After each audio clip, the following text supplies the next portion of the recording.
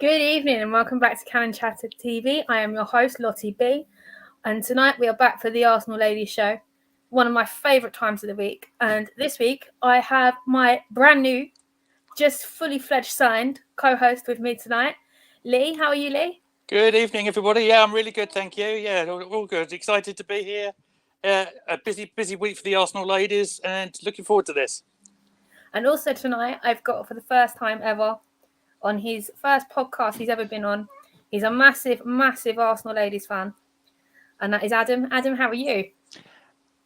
Nervous, grateful to be on, and absolutely nervous, but I'm sure it will go absolutely fine. No, do you know what? Honestly, there's nothing to be nervous about. It's just like us sitting in a room, sitting and talking together.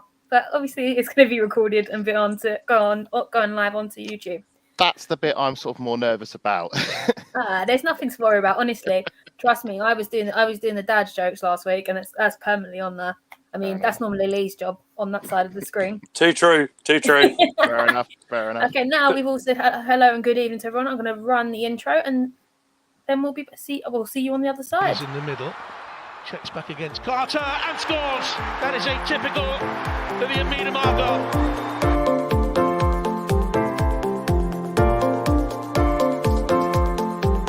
Quickly gets it back again. Oh, what a goal! Well, that sums up her season.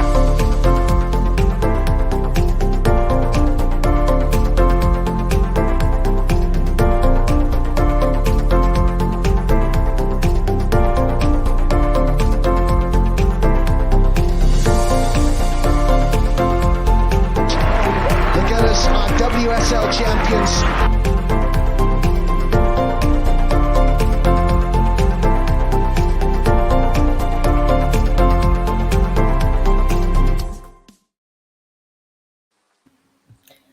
Welcome back to the Arsenal Ladies Show, and if you missed the introductions, I've got my wonderful co-host next to me over here, Lee, and below me I've got our brand new debutante guest, Adam Salter. Hello. So I think the one thing I woke up this morning when I opened my Twitter up this morning, the Arsenal website was down because they were doing something to it, and about 9 a.m. it opened up. And the Stella McCartney drop came. This is actually a picture outside the Emirates. There's the double billboards on the other side of the Emirates, which has now got our girls on it, which is fantastic. I mean, it's not the greatest collection. But That's very generous. I don't know what else I can say about it. Ali, what do you think of it? This is the gag that you taught me. I quite like the Traffic for London look. But honestly, did you see the picture of Ian Wright wearing it as well? Yeah, he looked more scared than he did actually He's wearing it. He's like, you serious? You having a laugh or what? But yeah, it's not for me. It's not my colour, I don't think. No, do you know what? I've looked at it and I've looked through the pictures and things. Even Lotta, Viv, and Leah, they've not looked right. They don't look happy. I think this is the only image I could find where they actually look happy in the photographs. So, I mean, Adam, what did you think of it all? It's a bit of a mess. Well, if anybody who knows me would say I'm not big on fashion. I'm not really so I'm not really want to comment on what is stylish. I certainly wouldn't wear it. But I'm probably not the market in this case. I would say on a positive note, I think it's great that they have done this. They've gone to the effort of making a dedicated Adidas selection for the women's team. It's represented by the women's team. It's advertised with the women's team, and they've got in Stella McCartney, who I understand is a big name in fashion. I've never heard of her. I just know that I think her dad had something to do with the Beatles. But never heard of them. Yeah, right, exactly. They're Liverpool, so that doesn't matter. But yeah, it's not. It doesn't do anything for me. But I'm not the market, and I'm sure there will be people. It's Arsenal branded stuff. There will be people who will be paying £90 for a bum bag because it has the Arsenal badge on it. Because that's how Arsenal works. Unfortunately, could it be better? Possibly, yes. Arsenal have done some very, very nice Arsenal gear. I think I'm one of the few people who doesn't really like the blue shirt this season, but there's plenty of stuff they do which is good, but it does feel a bit like a misstep slightly, but I'm confident people will buy it anyway because it's Arsenal. Oh, yeah, no, I completely agree on that one. I mean, it's great to see the girls that they've got their own range, but I just feel they could have chosen a better designer because most of the stuff I've seen from Stella McCartney has been pants, basically. That's the best way I can describe literally it. pants. So she does pants as well as And tops socks, as well. underwear, all sorts of things are available here. Fair enough. Yeah, no. I was trying not to use profanity. It was really difficult. That was Well done, Lottie. I'm proud of you, fair girl. enough. Fair enough. Keep it clean. So, yeah, no, I think it's great. We've got the girls have got their own range, but it could have been better. From a female point of view, it could have been better. And I hope that there was a tweet, I think, that got retweeted recently. I think it was Media must have put it out about that. They were bragging about, oh, we got this big thing coming out for the Arsenal women that we're very proud of, and we're looking forward to showing it soon. I'm thinking, I hope it isn't just this, because there are more things they could do. When they're licking up the paint of the Emirates, maybe paint some Arsenal women on there as well for starters. It can't just be, I hope the big Arsenal message isn't just a new fashion range, because again, that's a bit naff, good effort, but it has to be more. Completely agree with you. I mean, there should be more done. I mean, when the Arsenal women got the quadruple, I've obviously been on the stadium tour. I've been into the museum. The museum is so minimal on the history of the women. I know we haven't been around that long, but in terms of what we've won, it should be greater from what is in the museum. I mean, the quadruple trophies are all in the. I think it's the north entrance.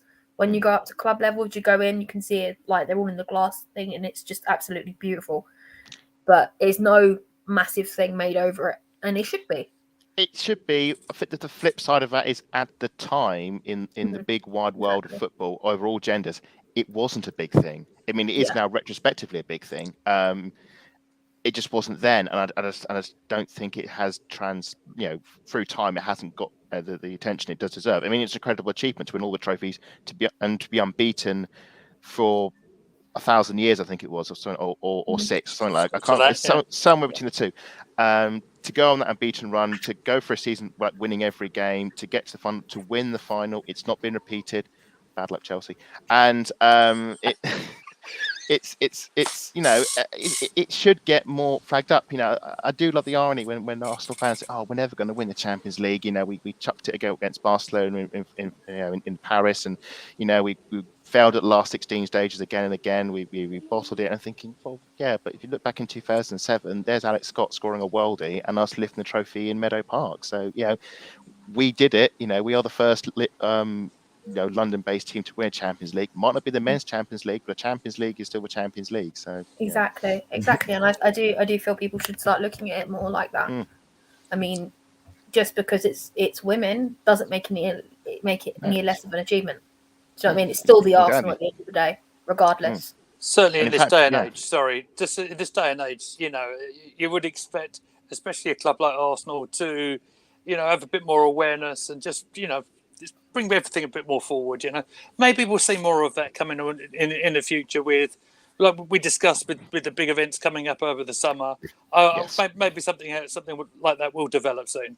No, definitely. I mean, with Cannon Chatter, we've got our Euros show, Road to Wembley, and we've also got the qualifiers for the England team as well over the World Cup coming up for next summer for the World Cup in Australia.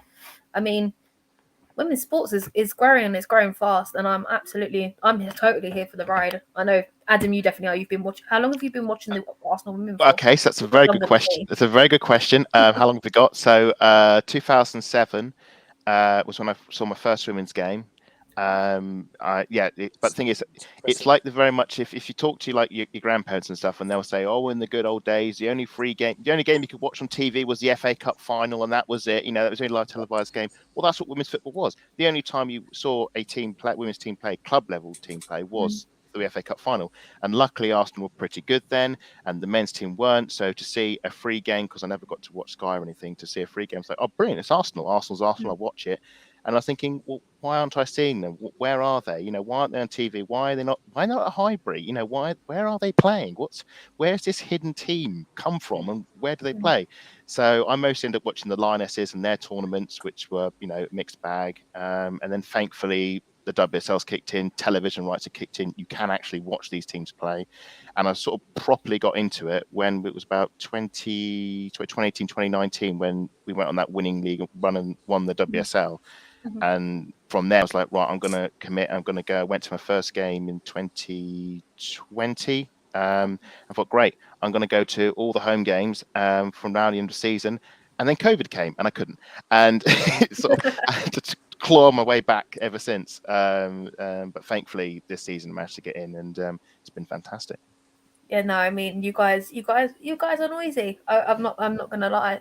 And like sometimes, I know the Emirates is completely different caliber to compare to, but even when the Emirates was quiet, and I had both on both screens, I like literally Meadow Park is noisier, even though it's like maybe a fifth of the size of the Emirates. But the Emirates has changed. So I have been to the Emirates. Well, apart from the Chelsea game, I've not been to a men's game since because of COVID and other reasons, because it's expensive and I've been busy at work. The last men's game I went to was when we beat Vitoria 3-2 in in Europa League, when Pepe scored 2 late free kicks right at the end. Oh wow, yes. I know. I left on a high, and I thought, wow, our season's going to take off after this.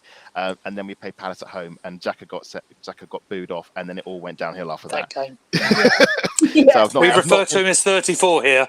All right. Okay. Well, I've not. Well, sorry. okay. It's absolutely fine. It's 34, unfortunately. And but no, I've been going to the women's game since then, and I'm hoping to continue to do so. So yeah. That's brilliant. I mean, I'm definitely getting to Meadow Park before the end of the season. It's one thing I have to please do. No, I know I do. I really want to. I'd like. I mean, I'm not even that far. I can get a bus up there. That's how bad it is. I drive round. So like I'm staying down in a place called Shepperton at the moment. So it's near Heathrow, and I'm midweek games. I'll drive around the M25 to Boreham Wood, take the game, and drive back again, or drive up from Kent. It's just book a ticket and drive around and get back and then about midnight and carry on. So it's very doable. Definitely. It's just a shame that most of the season that they haven't cottoned on. People might actually want to go to the women's games, and they've actually got the men's on Sky.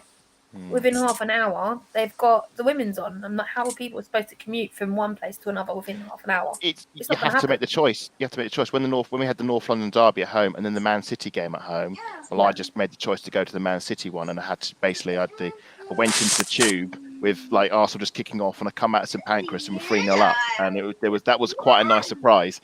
There needs to be something, whether it's double header games in the Emirates or a way of different, split the days. It needs better organisation, because you're losing a fan base that may want to do both. Because why wouldn't you want to watch Arsenal twice in a weekend or twice on the same day? It's no brainer. It's definitely a no brainer. And like, I mean, name me an Arsenal fan that won't want to watch a game where it's stress free. There you go. I don't know. Some people like that though. Some people like the high of a stress. There are people. God, I'm getting grey hair. Choice of it. I'm getting grey hair. I can't do it. I mean, no.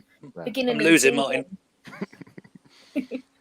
Beginning of the season, I mean, the women were my saving grace. Yes. I would have lost my mind otherwise. I'm like, it got to the point where like we were all sitting there moaning. I'm thinking, do you know what? I don't care. We're winning. We're top of the league. Do you know what I mean? I don't care. Well, if you don't like stress, there's no stress. Apart from the other week, where who was it? Was it Birmingham City? Birmingham City. That was my first stressed out game. Okay, so if you don't like stress, you wouldn't have liked our opening game against Chelsea, where I had to sit in a roasting hot Emirates Stadium and watch for 20 minutes as to try and hang on to a lead against Chelsea.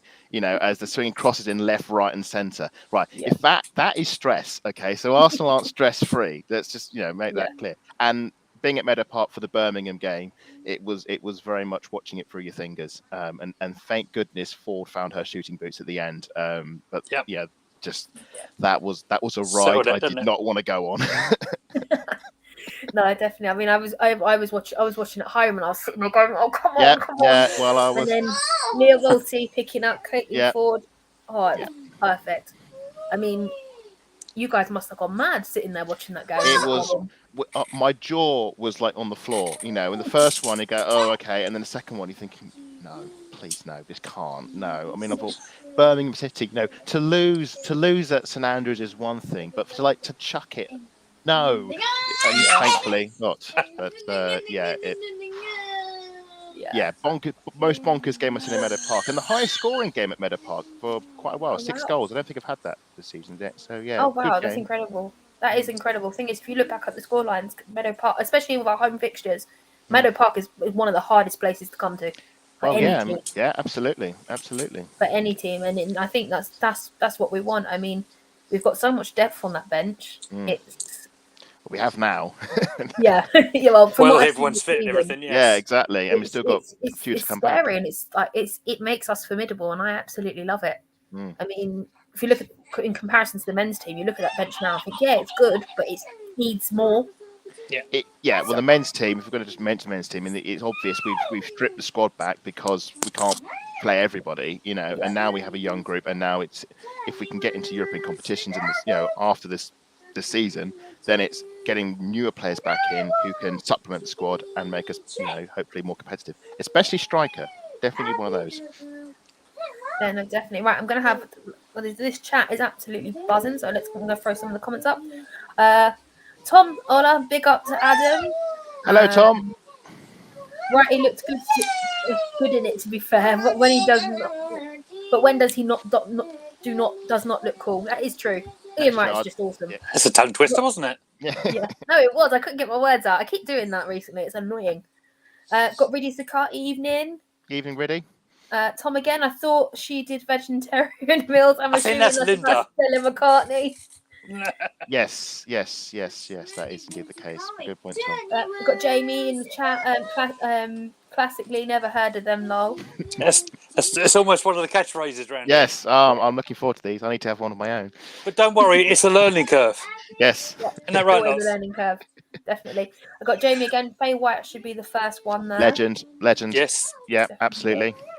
Got Georgina in the chat. She's lovely to see you, Georgina. Evening, G. Good evening, G. Tom, we did amazing that day v Chelsea. To be fair, they did badger us the last 20 minutes, but we had about 12k that day.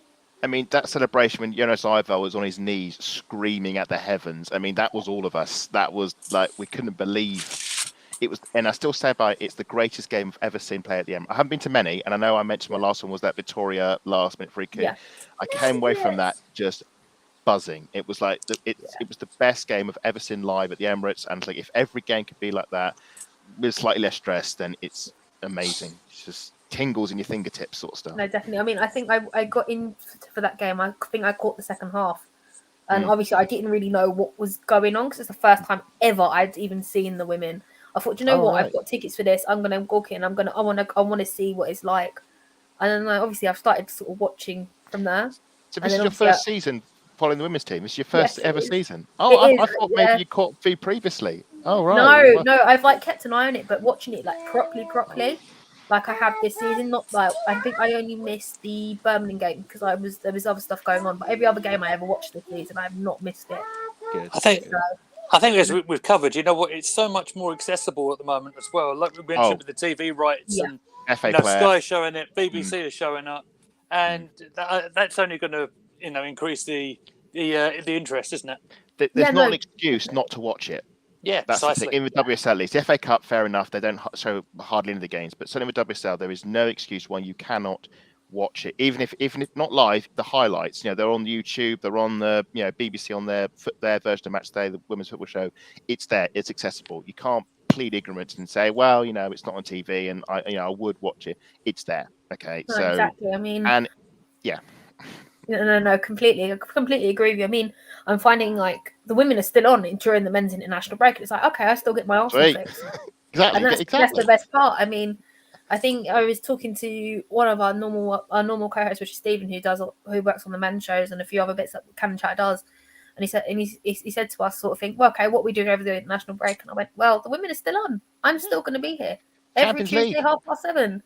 Champions League, North London derby. What more do you want? What more can you want? Exactly. At the Emirates, what more do you want? Exactly. I mean, it's a massive, massive week for us. Like we've got 2 games in the space of 3-4 days at the Emirates. I mean, the tickets are selling out really well. I don't know. I haven't seen your recent tweet of how the tickets are doing. So I have been keeping half an eye on it. So that the Wolfsburg game, it's not massive, but I know there is a ticket cap on it. They're capping it at around 10,000 or so. Wow. I think there'll be a decent group in the. It'll just be in the East Stand. I think that's the one they shot on the top East Stand. So the decent group in there. I'd love it if we could have got more in there. And I know fans are saying we want Champions League football. I'm thinking, well, there it is. So we've already got Champions League football. Why are you not turning up? Yeah, but people have their own excuses, and you can't make people. As much as I'd love to physically drag Arsenal fans to the stadium. Come on, get in. No, you can't do that. Free will and all that. So no, they have to make the choice. If they don't want to. North London derby looking a lot more positive because the East Bank looks like it's sold out, and the North Bank is looking very much filled in the bottom section. So there could be a really good atmosphere if we get the chanting in about Tottenham getting battered and all that sort of stuff. Get that circulating. Yeah. I remember sitting. I was in the lower East Stand for the Barcelona game. And all the kids were singing, but they weren't loud enough. So I sat there and I said to Tom, who's also in the chat, I said, "Watch this." And I was just leading them along, and they're all looking around at me like, "Come on, next one." And there's a lady that was a few rows down. She turned around and she gave me the thumbs up because obviously we were getting the noise going. We're singing all the Arsenal songs, and it's kind of like, although we were losing at that point, but we were always going to lose that game. I mean, let's make it clear: Barcelona are the best team in Europe. They are the best. They are the reigning champions for a reason. It was just about the occasion, and just seeing how do we stack up. What could we do? Could we get a goal? Even that would have been like celebrating, almost like a winning goal in the cup final. But I think it was just celebrating. Amazing. Well, I know celebration police. I know it's a sin. I shouldn't swear like that. Shouldn't swear like that. But I think it's just seeing the best team play on the Emirates was just amazing, and it was like this. It's like the whole "this is what you could win." If you put the work in as a club, put the work in the team, best in the team, and get it work properly, you could be the next Barcelona. Because Lyon were the best team in Europe for years. Barcelona have taken that step, and it's like, well, anybody else could do that. Chelsea are trying to do that, and thankfully they failed. But if Arsenal do the same, if they can throw money at it and show ambition and get the best players in and get the best coaches in, I think Jonas is doing a good job. History will determine if he's successful or not. Then there's no reason why you can't do it. It doesn't have to be the same team winning Europe every year. So we'll see what we do. But it's a nice marker to show that's the level of women's football. It's gone up to there now. So it's up to Arsenal to go even higher. Yeah, no, definitely. I mean, it is achievable.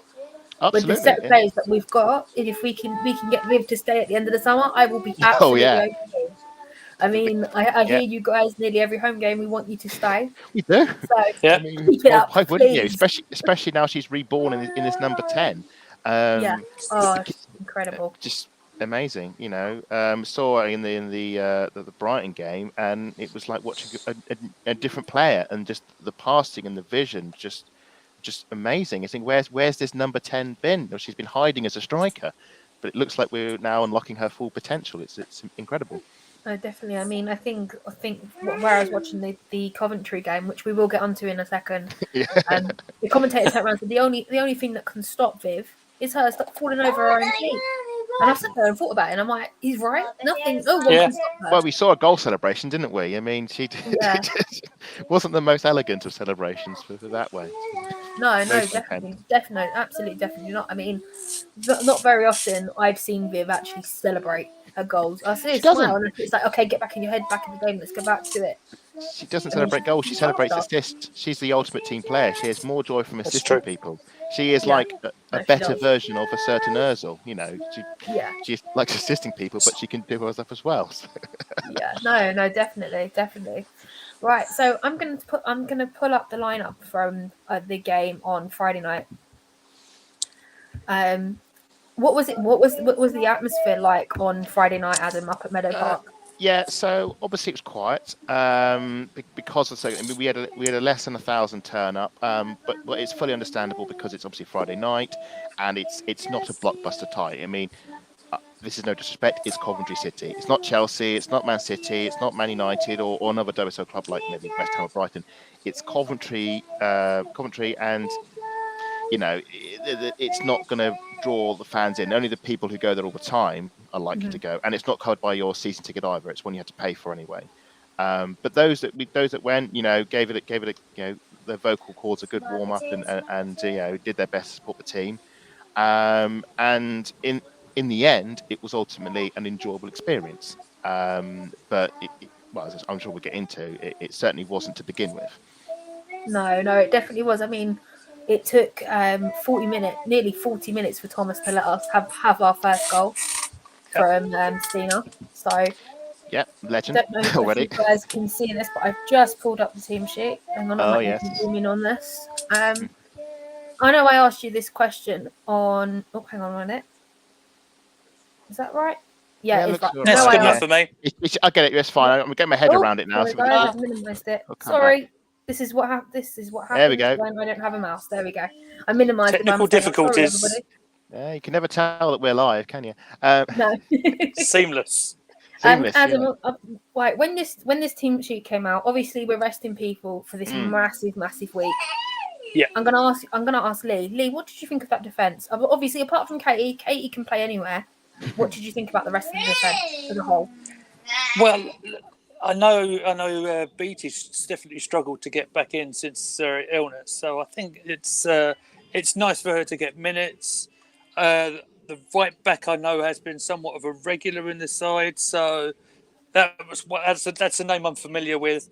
Yeah, McCabe, yeah, somewhat familiar with, but ultimately, I think the defence in particular you're talking about, I don't think the goalkeeper was really tested, especially during the first half. We had so much possession.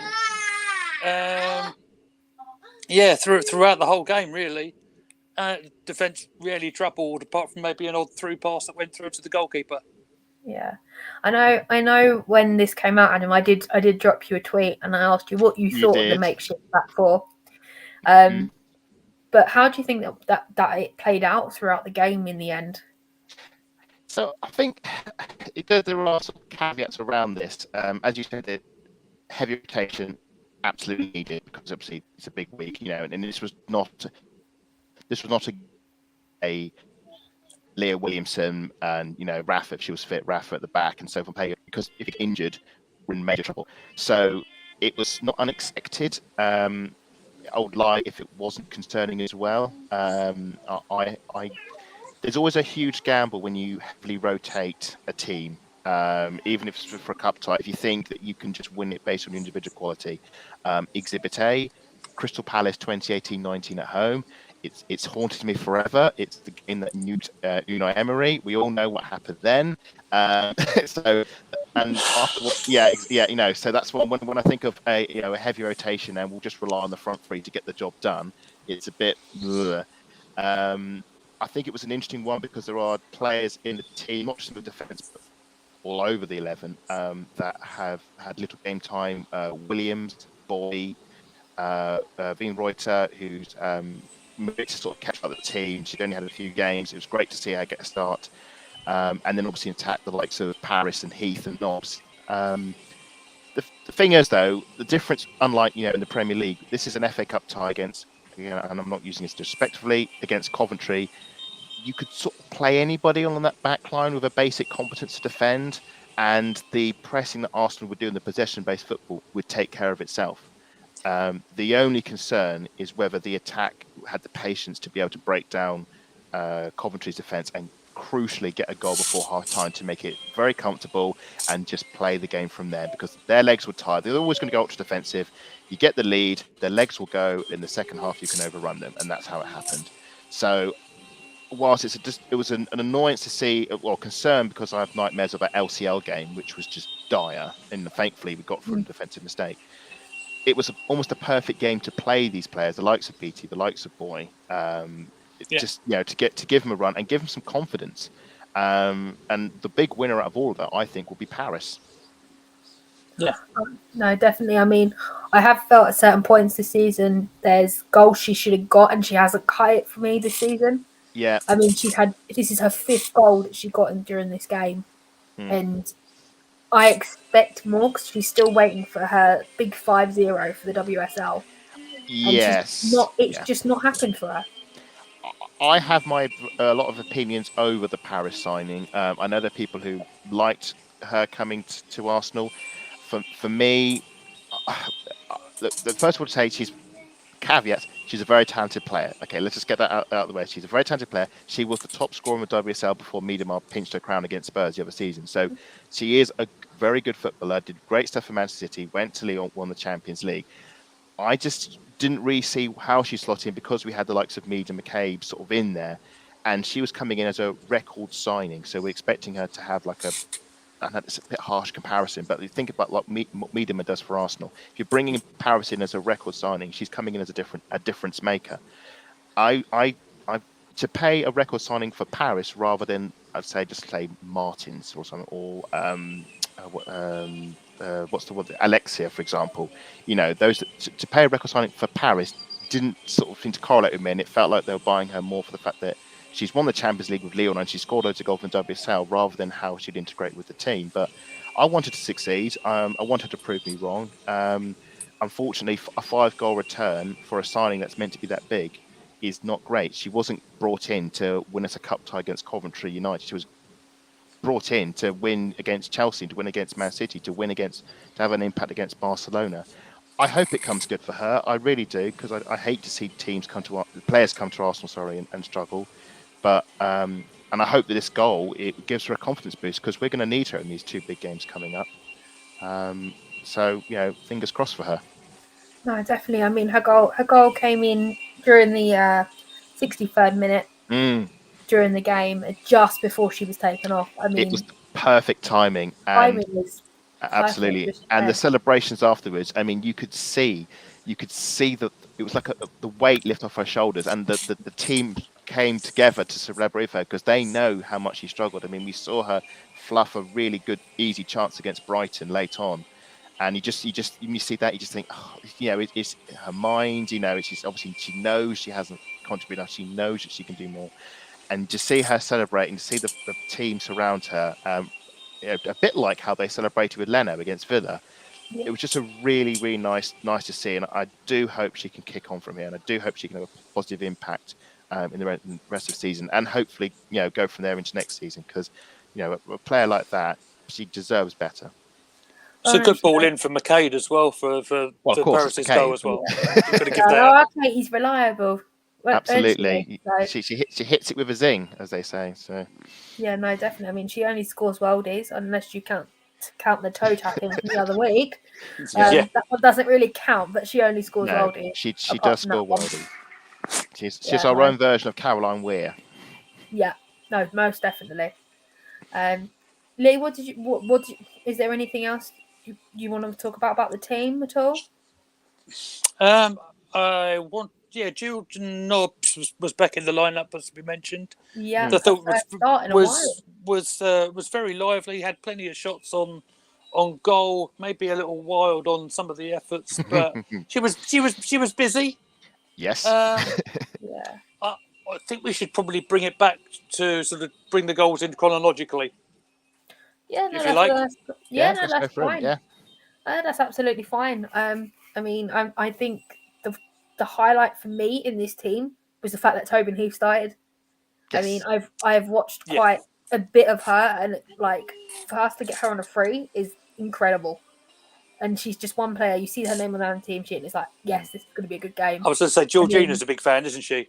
Yeah, no, me and G, we adore Tobin. We think she's absolutely brilliant. She's just an amazing player. I mean, if you look back to the City game, she saved our bacon. That was a lovely goal. She did. That's the best thing she's done for Arsenal so far this season is save our bacon. And that's for her. Doesn't matter what she does now. The fact that she did that, that's it. She's well done. No, I mean the Heath signing was obviously a very interesting one because it came very late in the day and caught everyone by surprise. And we all know she's a big Arsenal fan. I do think there might have been a slight sort of mistake, not a mistake, but a misconception that we'd get the Heath in her prime. It's clear that Heath is sort of not, she's at the tail end of her career. We're not getting a prime Heath here, and so I think it was Tim Steele when he said that she's going to be the sort of player that you could bring on with 20 minutes to go if you need a goal to save your bacon at the Academy Stadium. And I think it's great that we've got her. And I'm ignorant on this matter, so I don't know, but I didn't realise how big she is in the eyes of so many people, and what a role model she is for so many football fans, for women. Playing football, she's like a goddess to them. It's amazing. I went to I think it was the Conti Cup game we lost to Man United, and some fans had come from Liverpool. They weren't Arsenal fans. They just came they wanted to watch Tobin Heath play, and they were thrilled when she came off the bench, and they were distraught that the 5 minutes they'd been away from the stand, Christian Press had walked past, and they'd missed her as well. So it's been really good having her in the team, and it's certainly raised the profile and brought more fans in, which is amazing. I would love to have been able to celebrate more goals. She only scored 2. She's got a really good goal against Hoffenheim, and obviously that late equaliser against Man City. So I do hope that we can get more out of her between now and the end of the season. A goal in the North London derby wouldn't go amiss. I mean, that would be perfect. That would be the icing on the it would. It would be really sort of, chef kiss. But no, to be in the ground and witness that, I would just be like, I'd be the place would go nuts. I mean, that would be amazing. But from what I heard about Heath, I was expecting a lot more, but I think we have to accept that it's not quite on the level of bringing Alex Morgan to Tottenham Hotspur, but it's certainly we're not getting the world beater that Heath was maybe 5 years ago, but her experience will no doubt help this team going forward. I mean, some of the things she knows, she's done on the international stage, what she's done with in the NWSL, the winning mentality that the USA have. No doubt that she'll be able to impart that on this team, and that can only help them going forward. Oh, no, definitely. I'm just going to quickly whiz through these comments, and then we'll move on to the next thing that I've got on my list. Oh, good. Albert, good evening, people. Keep up the fantastic work. Lottie Van Totti, that's me. Big up Lee and Adam too. Lottie Van Totti, is that your real name? That is what Albert I love that. me. Oh, that's good. I like it. It's good. Hello, Albert. Got Gary. Hello, Lottie and panel. Gary's actually tuned in from stateside at the moment. Hello. Excellent. From around the globe. We've got a Tottenham fan in the box, in Holly Agenbar. Holly will be joining us. Good evening. Soon. Yeah, never gets old, does it? No, unfortunately, never will get old. That's been tarred against us for all of time, and it's going to take a while to shake it. Unfortunately, got Tom singing Katie's song. Absolutely, that is indeed the lyrics chat, of the song. So I won't sing it for you because you don't. No, we won't sing it. But if you sing it along, and just imagine us singing it, and then that will do. That would be perfect. Exactly. If not, if you actually ever want to hear this, get yourself down to Meadow Park, guys. Seriously. Yes, Lottie, get to That's Meadow Park. Or get yourself to the Emirates this week, because I'm guarantee you that will be sung. It will be sung, especially if she scores. Yep. So valuable, yes. Absolutely. Really? So I was reading Georgina's comment. Yeah, absolutely right. Again, so valuable. Yeah, G's referring to Toby. Her experience is so valuable. And then Holly, rivalry aside, it's so nice to see a podcast that's dedicated to the women's side of the game. Big up yourself, Lottie. Thanks, Holly. You're a star. Thank you very much, like Holly. This conversation we had earlier on, mate. Yes. Yeah, I told you, didn't I, Lee? I told you she's a star. Yeah. Tom, or at the Emirates tomorrow. Yes, this week. I think that kind of falls in. I mean, I know me and you, Tom, are going. I know Adam's going. Lee, you'll be watching from home, won't you, tomorrow? I'll be watching at home. I can't get away from Chelmo at the moment, to be fair. No, but I'll be watching. I'll be here. Yeah, no, exactly. As long as you still wait him. Because I believe there's another show, isn't there, Lottie? Oh, yes, there is. There is another show cooking up. Friday night. Yeah. Subtle plug. Yeah. So, Friday. We'll talk about that later, Lee. If you want to do plugs, like and subscribe, please. Thank you. Yeah, no, definitely, guys. No, that's you. No, now. Thank you. Do what he says. Do what he says. Yeah, guys, if you are watching, please do like and share the video. We are going to continue to talk about the Coventry game. So It took us an entire 38 minutes. We had several shots. We had on the goal. I mean, a nice little loop. I'm going to call it a loop-de-loop from Kim, which is now one of my favourite GIFs on Twitter. I think it's absolutely brilliant. She whizzed herself around two players. I called it a 720. 720. Okay. 720, like that. She just span and then span again. I mean, she does that. She has that close control in the midfield. You cannot get the ball off her. It's incredible. She'll be on the deck and she'll still keep the ball and keep it going. It's the first. I mean, I said before, it's the first season I've ever seen her Kim Little in person. And it's only then you can really appreciate just what an incredible talent she is. And and it's great that she's been, touch wood, fit this season, because last season she had a few injury worries and season before, but now she retired from Scotland. It's just amazing, and you can see why people like Heath say, "Oh, she's like the best player she's played with, and she's nothing like her in the world." And you just think, really, and you watch her and you understand just what a player she is. I know she's absolutely incredible. She's definitely one of, like, I adore the women, but like you've got the players you just like a little bit more than the rest. It's definitely up there with one of my favourites. Absolutely. I think a few weeks back she was presented at the Emirates with an award. Yes, and it was right in front of my block, and I was like, "Oh my god, that's Kim Little!" And the guy next to me like, and I believe she wrote in the program, didn't she? She did a thing in the program. I saw that. I read that. Yeah, it was a really, really, really good piece as well. It was what was it about? It was about the progression of women's football and how proud she is to be a part of it. But it was definitely a very, very, very good piece. It was over about 5 pages with all the adverts included, but very good. It was nice to see them at the front of it as well, and not somewhere over the back after the Junior Gunners. So it's definitely progress. Definitely. Was that the Liverpool game? Yes, it was Liverpool. It was the men's program, and it was, I think there was a black and white picture of Lacazette on the front. Yeah, it was that game, and it was really good. Really, really, really good piece. So, guys, when you buy your programs, keep an eye out for the bits on the Arsenal women. They're now being included a bit more regularly, because I skim through before I buy it. If there's nothing in there, I won't buy it. No, I will buy a program every time I go, because I need something to remember the trauma or the joy that I experienced on that day. So. Oh yeah, no, I've got a few of those.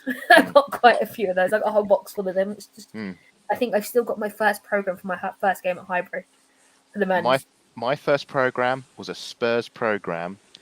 Yeah, no, it's honest to God, it's true, right? So a school trip. Okay. My football teacher at primary school was a Spurs fan. Okay. So, and I never been to a football game. Yeah, well, I know no one's perfect, and I've never been to a football game before. And he said, "Well, I'm going to take the football club. I'm trying to watch a game." And I said, "Oh, brilliant!" So parents put their money in, and we got a bus up to London to watch the game, and it was Spurs against Blackburn, and I was encouraged to support the home team, and I hadn't properly started supporting Arsenal then. I was only just sort of getting to know the teams. I didn't know that they were big rivals, and Spurs won 1-0. But in the programme, it's brilliant. You open up and it tells you about the previous game. And the previous game was the North London derby. Ooh. Yeah, and the result was 2-2. And it was the game that Arsenal won the league at White Hart Lane in the Invincible season. Oh my God! No. Yeah, and I've got a program where they're talking about how they got a penalty. Yeah, they got a penalty at the end, and it finished 2-2. And I was thinking, if only he could have taken me to the previous home game, but it would have been ridiculously expensive. There's no way they could have justified it. But I was there. I went to White Hart Lane for the following home game after the Invincibles won the league at White Hart Lane. And I've got the program that's for it. Incredible. I know. What a story, mate. I know. That is incredible. I remember being at that game with my granddad. So as a huge Arsenal fan, my first game was a Spurs game. That's brilliant. Wow. I can see Holly popping up in the chat. Yeah. She's probably enjoying that story, I think. Right, so back to the game. Yes. I'm just in Holly's comments. Whiz through these comments. There is one in there that I am going to slightly change when it comes up on screen, because I am not saying it. Oh, there we go. This is the most recent one. Georgina is wishing she could be there from Cornwall. We are going to that Villa game at the end of the season. We are going. I'm getting you up here. I've got Bob. Oh, got a new name in the chat, Bob. Great show, guys. Thank you, Bob. Tom, I believe everyone should buy a program. Now they don't do paper tickets. Exactly. Yeah. Exactly. You can only get paper tickets for the away games. I don't know about the women's games, but for the men's games, you get paper tickets only. All the rest of it is all now digital. It's crazy. Yeah. Holly, again, honestly, to see the women's football was to where it is now is incredible. To see the women's game being promoted alongside the men's is mad. Long may it continue, definitely. Holly, Haha, foys. No, it's common pud. Oh, Holly. Oh, brilliant. We're sounding like a lovely story till you said that, Adam. No. So anyway, back to the game. I mean, it took us 38 minutes for Blackstenius to get us ahead in the center of the box from a Paris assist. Yep, it was a very good cross. Goal in 8 games. Yeah. What have you made of the signing so far from January, Lee? From Stina. Ask What me have you that thought of her? There you go, Adam. Yours. Go, I'll Go take on, that Adam. one from you. Come on, I'll then. take it. So, yes, no, Stina, brilliant. A really, really astute acquisition, and massively needed, because Miedemar's been leading the front line for so long, and it's clear that she likes to come deep, and because she's portrayed as this hybrid 9-10, and to risk further dirtying the waters. The male comparison I find for that is a certain Mr. Kane who lives around the corner. In the fact, exactly. But in the fact that I know, but he plays as a forward, but he likes to come deep and play certain pacey players through, who won't be mentioned, but like to fall over when balls are kicked at them. And Holly, I know you're listening. We're sorry. But Miedema is like that, in which she likes to come deep and set up the play and play others in.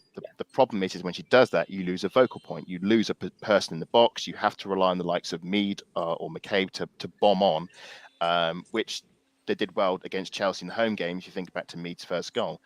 But you do end up situations, certainly watching them at a part, where Mead will come into the middle to play the ball around, and there's no presence in the box. They end up having to go wide. There's no one in the box because Miedema must come. And so you get sort of stuck with an overloaded midfield with no threat in the box. Now, with Stina coming in, you have that focal point, and all of a sudden defenders are occupied. All of a sudden, the defenders can't choose whether to go for Stina and then leave Miedema to ping these amazing passes through nutmegs and everything to me, to McCabe, or we'll better concentrate on Miedema because she's distributing it. And then all of a sudden you've got Stina free to head home crosses that, likes of Nikita Paris is flicking in or Ford against Brighton. I think it's been a really, really good signing. And better still, it's just as a striker, she may not be as good as Miedema because Miedema's an amazing striker, but she is good enough. And I think she will be very, very good for Arsenal, that she will be able to fulfill that role and supply the goals. I mean, she got 2 great goals against Brighton. My favourite was that near post flick that she got for the third, which reminded me of if you remember back again. This is back to me going to home games at the Emirates for men's games. In Europa League, we played Standard Liège and won 4-0. And Martinelli got a near post flick. You know the one I mean? The near post when he's beyond the goal. He's beyond the goal, and somehow it goes in the top corner. And it's like how it was like that. It was just a brilliant piece of head work. So I'm really I still think that Rafa's the best signing we've done in the winter window, but Stina is a very close second, and made even more delicious by the fact that Man United really wanted her, and then she went and scored against him at Meadow Park. It was very, very, very funny. That's the icing on the cake. With a very, very nice pass from Miedema, I might add. I'm very, very, very excited to see her. I'm looking forward to seeing her. I'm hoping she plays the Emirates. I mean, she has to play against Wolfsburg and she has to play against Spurs. I'm glad she got some game time against Coventry to sort of build up more her form, and she got a crucial goal. Did she get taken off in the second half? I know you had the lineups. Yes, she did. Probably after about 50 odd minutes, I think. That sounds about right, because that was around the time. 57 minutes because Caitlin came in for her. Yeah, so around that time there was the heavy rotation. They swapped out the attackers. They brought on what I called the first team, and all of a sudden you had the greater fluency. You had the players who were on form and knew the passing, knew the movements, and got the goals. Some very good goals, and won the game. That was great to see. The concern was obviously that the squad players who were a bit rusty weren't able to match that fluency, and we do need them to step up. The likes of Nobbs, whose form has been a bit iffy this season, which has been most unlike her. Likes of Heath, she's been out injured. Paris, who struggled for form, but having that game time will help them. But then, seeing the likes of Mead come on, seeing the likes of Ford come on, Ford, who looks amazing now, seeing the likes of Miedema come on, and it was they were the ones that once Coventry's legs went away, the impact they had. I mean, Mead's goal, the second goal, was just brilliant. It was just, I think it was Manu who set her up. It was a McCabe cross. Paris kept it alive. Manu in, and then Mead out of nowhere ran onto it, and it was like, it's a goal. You knew before she'd hit it that it was a goal, and it was brilliant. And that was the game. Yeah, no, definitely. No, completely agree with you there. I mean, it's for me, I can see a partnership forming between Viv and Stina. And I think Yes. if Viv stays on, that is Yeah. going to be the greatest partnership in the WSL. Yeah. Forget No. Frank Yeah. Kirby and Sam Kerr. Don't care. Yeah. Forget Those Kirby. two will be on top. Yeah. I That's mean, it. again, I'm going to dirty the waters here again. I do apologise, but when you think about It's what okay. happens across, Go for it. yeah, when you think about as we saw against, like they big it up because you know they haven't won anything, so they only have statistical wins. And one of the things they spat up at Sky Sports, it's the most contributions between two forwards in the Premier League ever. You know, so yeah, well done for a trophy there. But that sort of partnership is what I can imagine Stina and Viv having, that sort of, you know, one comes deep and one can run through, and the two can bounce off one another because they're two high quality forwards. Close to home, it's a bit more like Aubameyang and Lacazette. The only problem was I don't think we ever quite got the balance right there. There was always one shift onto the wing. They tried playing a Lacazette at 10, didn't work. You know, tri-split strikers, they were good. Yeah, I think Viv and Stina could be that. I mean, they've come up names the partnerships like Viv Stanius.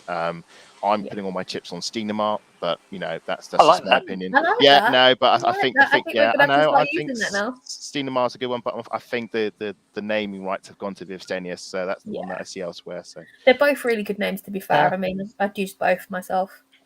I mean, well, can I just contribute? Because I have seen probably about 3-4 games quite recently.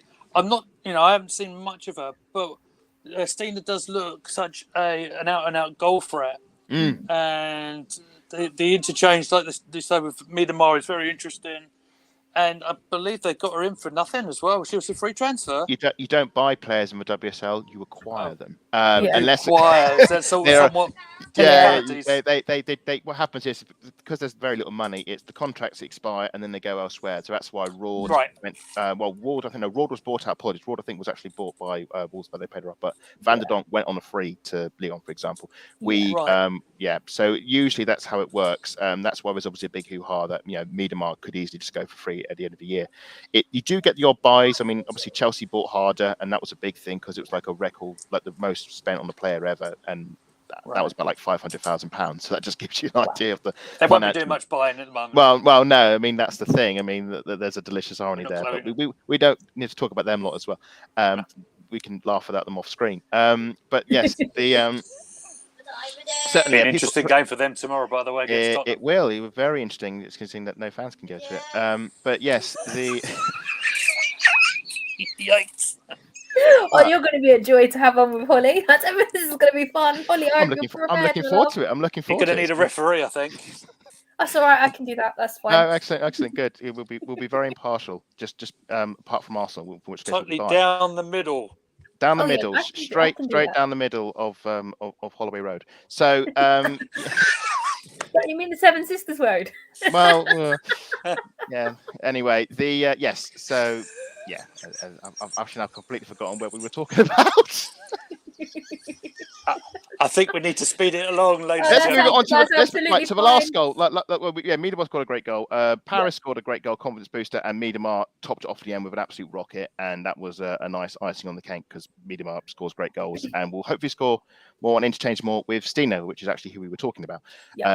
Great signing, love her, great. Move on. That's brilliant. You just completely summed up the rest of this half of the show. I mean, do you know what? We're coming up to the hour mark now, so what we're going to do is we're going to take a very, very, very quick break, and then we'll be back for the Wolfsburg preview, where Lee and Adam get to criticise my potential lineup for tomorrow night. Cool. I am terrified.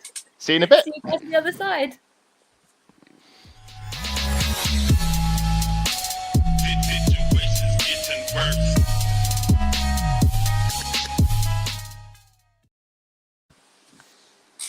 Right, welcome back, guys, and we are now going to have a look at the Wolfsburg preview.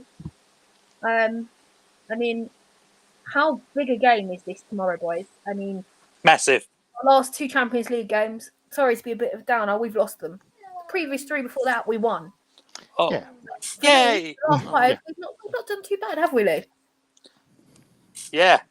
No, I'm aware of the Barcelona defeat, which I believe was in December, wasn't it? But I do know a bit of it, eh? I'm bluffing well, aren't I?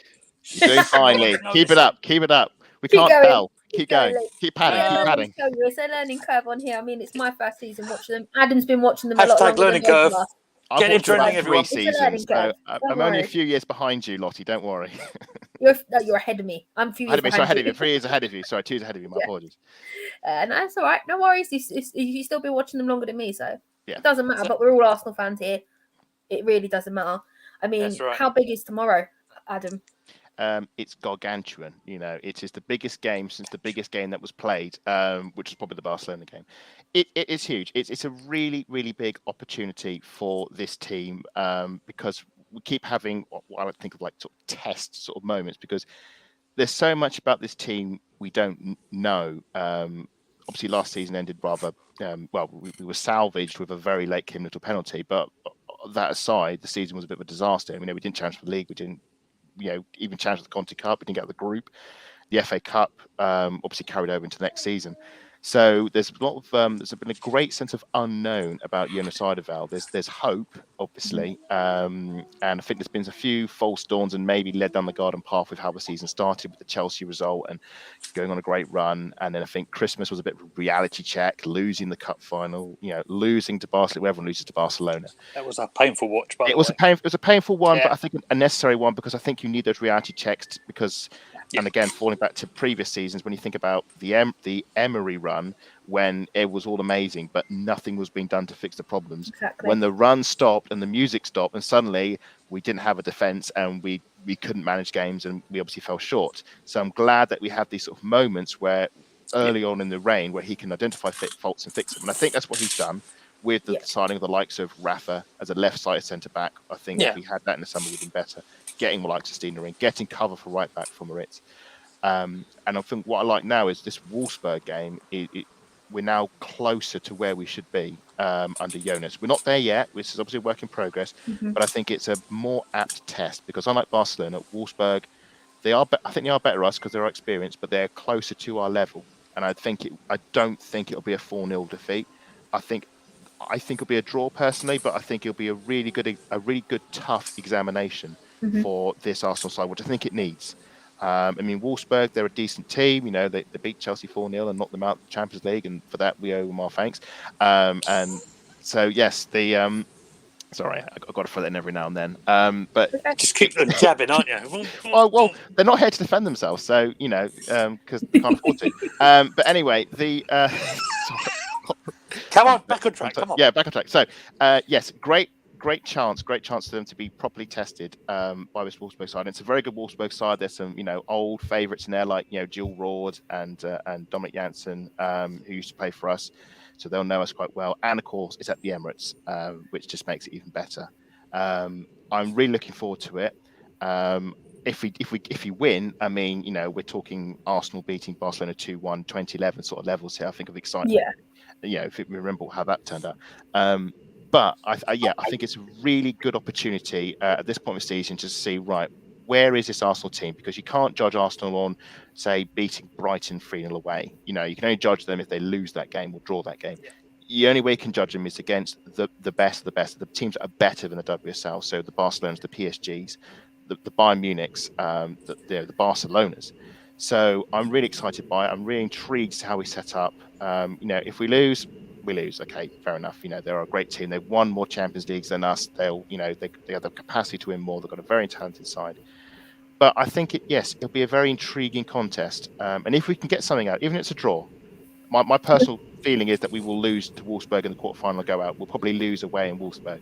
But if we could put up a really good fight and we can see the high pressing that Jonas likes, we can see the tactics he wants, we can see Leah Williamson play at the back because we've missed her against Barcelona. We did. Yeah. Absolutely. Having Leah Williamson fit is like gold dust. And if we can get Rafa, I know Rafa's a bit 50-50 at the moment. If we can get Rafa in, then I'll be very confident with the back line. It is a really, really exciting prospect. So I'm very much looking forward to it. I can't wait for tomorrow evening. Where it's about this time, at 24 hours time, we'll be 30 minutes in. And I know.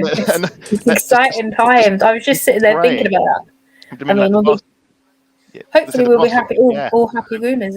So fingers Well, that's crossed. the thing. I mean, Well, the Barcelona game, 45 minutes in, it was game over. That was the thing. Yeah. And Yeah. hopefully, It was. this time tomorrow we'll be in a contest. And maybe even get a goal. Who knows? Yeah, and hopefully have a really good game because Barcelona are just a different gravy. Absolutely different gravy. And so are Wolfsburg. Yeah. Oh gosh, I Would haven't that be actually. right in saying that the Wolfsburg are in incredible form at the moment, Lottie? Well, I've looked at both teams in all comps, and we've both all won the last 5 games. Oh dear. So everybody's gonna be up for it. I mean, our Champions League form says otherwise for both teams. Because Right. Wolfsburg won 3, drawn Yeah. 1, and lost 1. We Okay. have won 3 and lost 2. Yeah, but we lost the two. One of them was against Barcelona, which is That was our last typical. game in December. Yeah. So the Champions League form, don't care about that. But in all competitions, both teams have lost their last 5 games. So tomorrow, for me, it's anyone's game.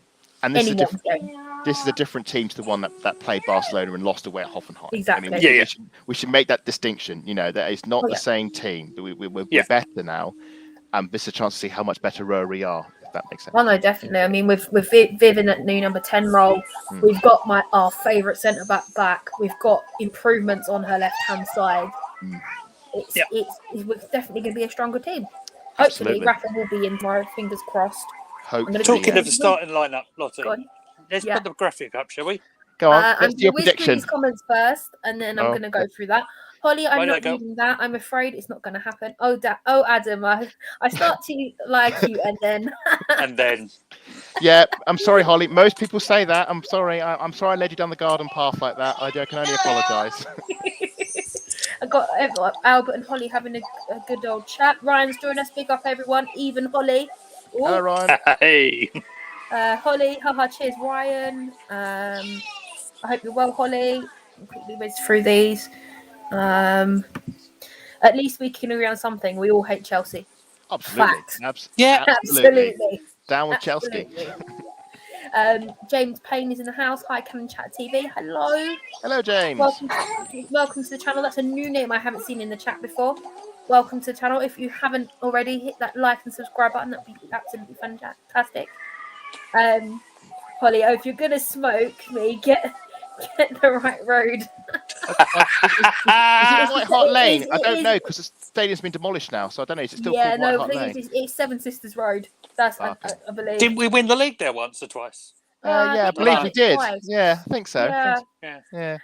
I'll try and get the right word next time too, because of the misspelling with right. And the misspelling of "and" as well. Tom, English is difficult. Come on, we're not going to criticise here. No, not over. It's all love. Holly's a sensible Spurs fan, so it's not too Where'd bad. they let her out from? I don't know. Where did it all go wrong? We've got Tom in the chat. We lost to Barca. The crowd at the Emirates was fantastic, and that's why I think we will win tomorrow and smash them down the road on Saturday. The Emirates crowd is a different kettle of fish. I mean, you've got more people in there. I mean, it's at least 10,000 maximum tickets. For which game? The NLD. Yeah. I think it's when it's going to be more. It's more than the Champions League crowd. We know that it's two stands worth. So I think it's going to be more than the Chelsea game. So we could get 10. We could get 10. We could get 12. I think we might get. I think we'll get more than 10, which would be a really good achievement. I mean, the marker in the sand is when Spurs had they did that North London derby and they won. I think it was we won 2-0, but it was like 38,000 people. Wow. 38,000 people. It's like a WSL record. So that is the level to aspire to. And unfortunately, we haven't been able to draw that crowd in. I mean, I would love a packed Emirates to watch the North London derby. It won't happen this season. It's just not the draw yet. But I think it can grow and get to that level. But so we can definitely. I think I did see someone. I think a reporter's account. The max we had at an Arsenal North London derby is 12,000 people. I mean, that is an achievement in itself to get that is an achievement. It's the problem is it's the percentages. It could be better, and it's also the percentages. If you think about the attendance at Meadow Park, you can only get about 4,000 people in there, and if you get but 12,000 people in the Emirates is amazing. But when you consider it's a 60,000 seater stadium, that's actually a lesser percentage than what you're getting at Meadow Park. So it does vary. I mean, 12,000 people coming to watch an Arsenal game is amazing. Whether they keep coming, if they come back to Meadow Park, then you're getting 4,000 in every week. They're clearly not. But that's what we need to happen. We need them to come to Meadow Park and basically say, well, if you want to get these, the only way to get these fans in is to put bigger stadiums. And hopefully a win against Spurs will inspire people to come again. Yeah, no, I hope so. I mean, these girls are looking at lifting with some luck. Yes. At least 2 trophies this season. At least. Well, exactly. Yes, we can and I think that's they're what well placed, lots, aren't they? Sorry, say that again. They're very well placed to do that.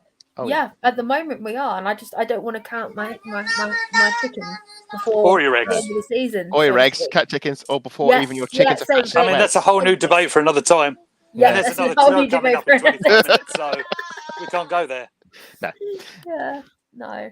But yeah, all right, just quickly whiz through these comments again. Oh, hang on, missed one from Holly. Women's football weekend is class to make those numbers happen. I went to the one at Spurs. Okay, that's cool, Holly.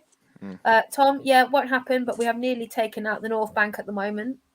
Okay, that sounds really good at the minute. Arsenal-Chelsea at the start of the season was about 12k from memory back in August. I think it was actually 8k, but it was still an incredible haul. Yeah, it was 8,000. That was the other team on there. It was about just over 8,000. Yeah. The trouble is that it runs alongside the men and sadly causes people to choose. Yeah, no, it does, and it as Adam had said earlier, you're going to choose one or the other. For me, I'm going to always choose the men's because I'm a regular. I go to the men's all the time, and whereas Adam will choose the women because he likes to go. He goes to Meadow Park on a regular basis, and the season ticket is cheaper, so it makes financial sense. Yeah, you're still asking your money though. Surely that's for the FA to deal with and the admin side of it, though. Surely they've got to be smarter in arranging the fixtures like that, surely. Yeah, but the fixtures also depend on like the broadcasters, like BT and Sky determine a lot of like where these things are. So there has to be a talk between the WSL, the Sky, the Premier League, BT, BBC, FA, whoever it is, and there's so many parties with vested interest here, there, and everywhere. It's a nightmare. Yeah, no, absolutely. I mean, it's just a bit crazy, really. Yeah. With everything that's going on. Good evening to Mr. Silver Fox. I can see. The regular.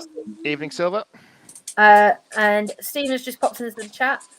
Make sure you hit that like button, folks. Even if you are a Spurs fan, everyone welcome. Yep. hit that like button down there. It's around there somewhere. Just give it a poke. Give it a poke. Somewhere along there it is. There. Oh, wherever. Holly, see, I'd love to have this chat, but I did for my degree. Okay. Hey, cool. All right, so now I'm gonna let you guys judge my team. Okay. Lee, I'm gonna let you go first, and you can tell me what you think, and then Adam, you can criticize away. Okay. Okay. Let's see what we've got. So this is my team. I can't zoom in any more, so I'll read it off to you anyway. I've got Zinsberger in goal. I've got a back four of Catley, Williamson, Salzer, and Merritt. Middle of the park, I've got Captain Little with Volti. And then I've got Miedemar in that number 10 role. And then on the wings, I've got Katie McCabe, Beth Mead. And then up top, I've got Stina. Okay. I don't think I changed much of that, to be honest with you. No? From what I've seen in Catley, I'm very, very much impressed with what she does at left back. Goalkeeper is outstanding. I know a bit about her. I've seen, and she's there all the time. We spoke about Jordan Nobbs not being in the best of form, so I'm not surprised not to see her in that starting 11. Miedemar obviously comes back in. Stina leading the line, absolutely. Yeah, have that all day long, to be honest. Yeah. Yeah. Do you think for me, this is the strongest side I think we can put out. I don't know if there would be any changes from you, Adam, at all. I regret to announce that I have nothing really to criticise here, so I'm sorry to let everybody down. That there's going to be no friction here. Brilliant. What I would, we know not to argue with Lottie. Exactly. Excuse me, boys. Thanks. Caveat. Lee has been removed. Bye. Yeah. There is. I think there's things to note is obviously Rafa There is an injury question mark around Yeah. her. Obviously, this is assuming that they're all fit. So there is a likelihood that she may not start, in which case we have to look through our back line and think who can play. Now, what I also would say in your back line, you would need to swap Williamson and Sousa over. You've inverted their footing. And likewise with your midfield, because Waltie's left-footed. Well, both-footed, but she's predominantly left. So Williamson obviously right, Susan left. Now the question is if if Rafa can't play, who comes in? So for me, the obvious question is probably Lotta. I think she'd probably be the one I'd partner with Leah at the back if we had to, or you shift Steph across to be the left back, and then you bring McCabe to. Well, sorry, you shift Catley to centre back, you bring McCabe to left back, and then you start another forward there, like if Mana was fit, Iwabuchi or a Heath. Nobbs has operated in that sort of left wing, or sort of tucked more in. She's operated left wing certainly last season. So there are players who could potentially operate there in a place. I mean, in the Chelsea game, we put Mana at left with McCabe at left back. So I think that is the question. If Rafa's unfit, it's whether we put it. I don't think Beattie would play because I just don't think she has the speed anymore and that she can keep up the game. Whereas Lotta, she has the use. It's just whether Leah can sort of shepherd her through the game. So it would either be a Leah Lotta partnership at the back, or it will be a Steph Leah partnership to complement the footing. McCabe's left back, and then I think you probably start maybe Heath because of her experience, or Nobbs because she can operate in that left channel. But other than that, Mead on the right, absolutely. Also, Paris would be the other one on the left because she might be still high from that confidence-boosting goal. She could maybe operate the left, but usually Ideville likes to play Paris on the right, so then Mead would be an inverted left winger, which could be problematic. But yeah, Steiner up front, absolutely, and Mead in the hole. I think her passing will be critical against Wolfsburg. If she can find those gaps, some of the passes she was pulling out, I think, she did a reverse one, I think. That was the best one I think it was. But the pass against Man United, for example, when she just pinged it from her own half straight through into the box that Stina ran on and scored, or the nutmeg against Beth Mead. Just she has that vision, and it's like we've never seen before, but it's amazing. And if she can get that passing against Wolfsburg, prize the defensive part, get the likes of Mead running in, get the likes of McCabe overlapping, get the opportunities created, that'd be great. So I really do hope that this Wolfsburg game is the one where we get a proper memorable game. Even if it's a draw, if it's a 2-2 draw, I would love a 2-2 draw. I think that would be a great result. A bit of end-to-end action, something that will entertain the masses. We don't want to just turn up and just be a 0-0 drab, or something that swings your emotional pendulum. That'd be amazing. No, definitely. Thing is, one thing you can rely on the ladies with is, like, obviously this season with the men, we've actually seen it for a change. But the women, they fight. Even if they're losing, they fight. I saw that in Barcelona. They didn't just roll over, and that's one thing I do appreciate. You play for the badge. You don't think, we're losing, and then you roll over and just give up. And as you said, Barcelona won the best of the best, and for them not to give up in trying to get that goal down the other end of the field. The best example you can give is the Man City away game, the Man United home game, the away game at Spurs. I mean, I was at the Hive Stadium for the Spurs game, and I was watching it, and I couldn't believe we were losing. I was looking and thinking, where's the goal coming from? The midfield's dried up. The attack is dying on us.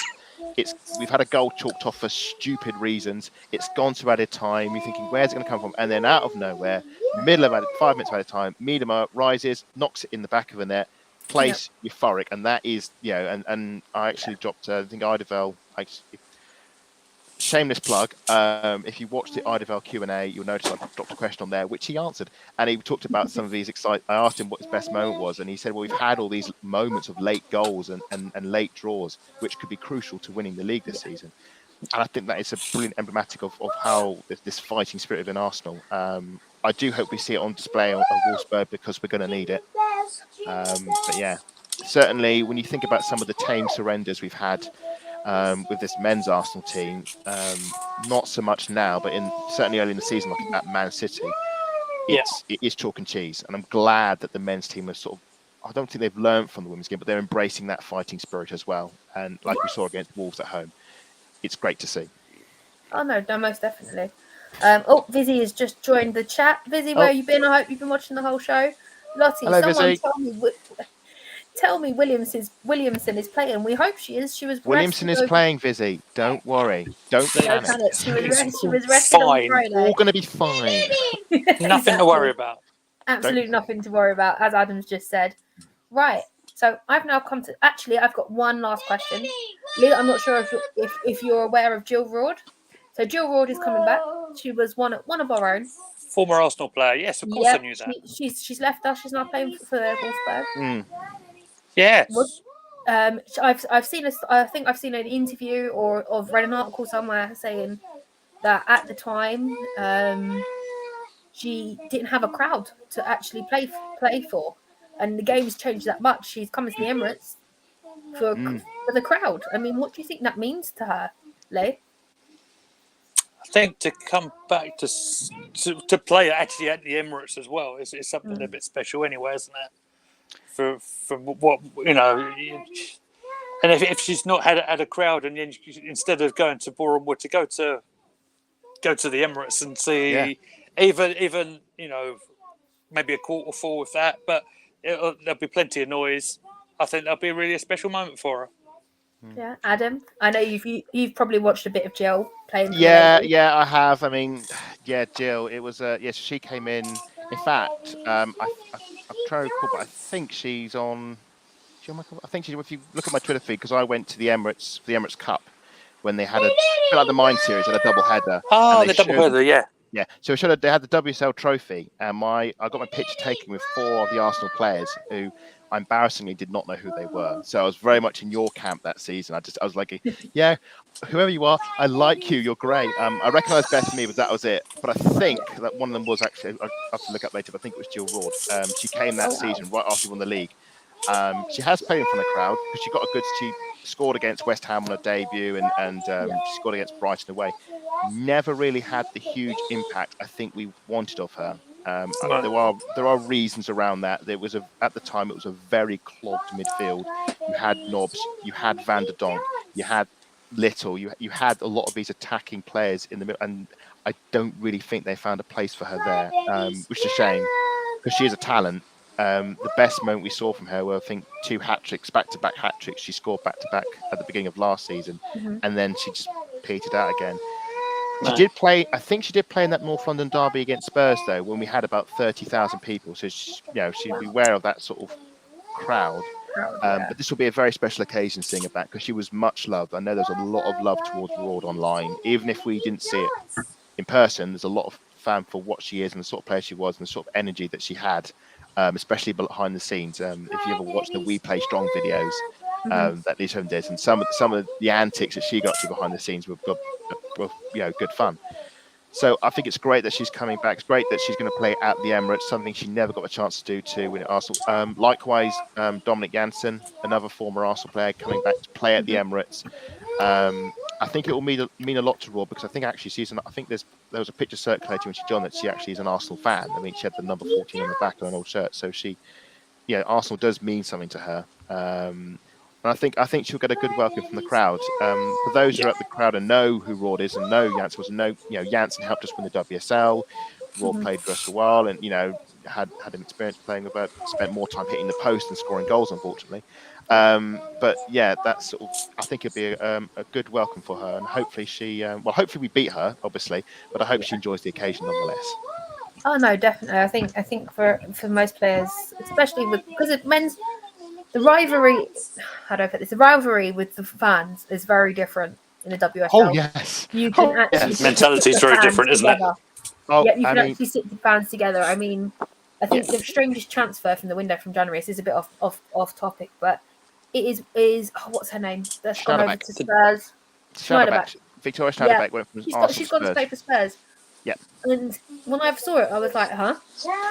It's not the first time. Emma Mitchell did the exact same thing. I was going to say that. I knew that. Sorry. You two made me laugh. Sorry, you missed out there. Yeah, so well, the thing is, the reason to do that is because the both North London, that rivalry. I mean, as much as we pick up the North London derby, that rivalry doesn't exist, unfortunately. I wanted to because that will. it's starting to build in Manchester. I think with the Manchester United are a growing force, and obviously Man City are quite decent. There isn't a rivalry, so it's acceptable that Arsenal and Spurs will sort of intermingle, even if it seems weird. Seeing Emma Mitchell go over, seeing Vicky go over, because Vicky's career is coming to an end at Arsenal. Thanks for everything, Vicky. You're amazing. You've done great things for us. Unfortunately, injuries have ruined her, and obviously we hope she has a good future. There was an article, I think it was in the Telegraph, I think it was Tom Gary, who talked about the fact that now is a time for separation, for segregated away ends. And it's something I've certainly found. I went to Kingsmeadow to watch the Arsenal-Chelsea game, and it was sort of a case of, well, find your Arsenal fans when you get there. And we end up having a group at one end of the stadium and a group at the other end of the stadium. You just think if we could have concentrated that voice into one area, and that would have helped. It was a cracking game nonetheless, but it would have had a better impact. And likewise at the Spurs game, we were all huddled into one big stand at the Hive, and there was Spurs fans next to me and Arsenal fans next to me. And I think at some point it does need a consideration of how we're going to do it at Meadow Park, whether it's the one stand is an away end or the standing area is the away end or something like that. I think it's what will be needed going forward and would help. But then again, this is the charm of women's football. It's the fact that there is no animosity. There is no animosity in women's football. It is everybody respectful, liking each other, and that is part of its charm. So it's we don't want profanity over the terraces and that awful chant about what people think of when they think of Tottenham, things like that. We don't get that in the women's game, and we don't want that because it would lower the tone. So I wouldn't do that. No, I'm sure none of you have ever done the Jack Wilshere chant from the FA Cup trophy bus. I actually was outside the Armoury that day, so I've got no comment on that subject. Moving swiftly on. Right. Got Vizzy Hello, with Vizzy. some emojis and saying thank you for the Leah Williamson update. Tom, I'm assuming this is about Jill Roord, 9 goals in 33 games. Albert, smash that like button, people. Please, if you haven't smashed that like button, please smash it until it breaks, because I appreciate you all the same. Tom, people leave for a reason. They're either not good enough or you're not just going to make it. That is true. And bloody will Saturday. Hopefully we will. I would add on Tom's comment. Some people, they do leave for personal reasons. We had Marlon Goot who came to us, and she just didn't settle. She was homesick, didn't settle. Tragically had an ACL injury just as she was about to leave. I know, and I think that also does play into it as well. Is something if you don't settle, you have to move on. So sometimes it is you're not good enough, fair enough, or you don't make it. But sometimes it is just the best separation for both parties. And obviously, as we all wish Marlon the best back at absolutely. Oh, definitely. Absolutely. Unfortunately, guys, that is it for the show because the men's show is on in exactly 7 minutes. Oh. So, Adam, where can everybody find you on social media? You can find me on Twitter at AdamSalter4. Likewise for my Instagram as well. So if you've liked hearing my rambling for the last hour and 20 minutes, then you're in luck because you can find more ramblings at said place. Well, I've got to be honest. You're one of my favourite accounts on Twitter, so you're not rambling. Stop massaging my ego, Lottie, please. I'm really not. I'm really not, because I think I missed about the first 10 minutes of a game, and your commentary was in my feed. I was like, "Yep, that's fine." Well, if people are reading my retweets, I will keep tweeting. Yes. So you saved my bacon for that game. Lee, where can everybody find you? They can find me at Gunnar Lee Meads. There I am. Find me on Twitter. I'm on Instagram, although I never use it, but it's there. And Lottie, where can they find you? Oh, you can find me at Lottie_B. It's 2 T's and 2 I's because somebody beat me to the normal spelling. That is not how I normally spell my name, guys. I promise you that. I'm gonna quickly whiz through the last. Aubameyang is one of them. And G's got the last comment for the night. Great show, guys. Well done. Thank you very much, G. It was an absolute pleasure. Definitely. Yeah, well done. Great debut, mate. Well done. Brilliant job. You did an absolutely amazing job. Nothing to be nervous about. I've had a good conversation. We've had good conversation tonight. Adam, I'm going to give you the last word of the night because Lee, I believe I gave it to Lee last time.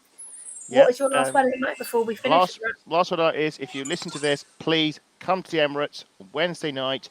You will not regret it. Okay, thank you guys, and good night.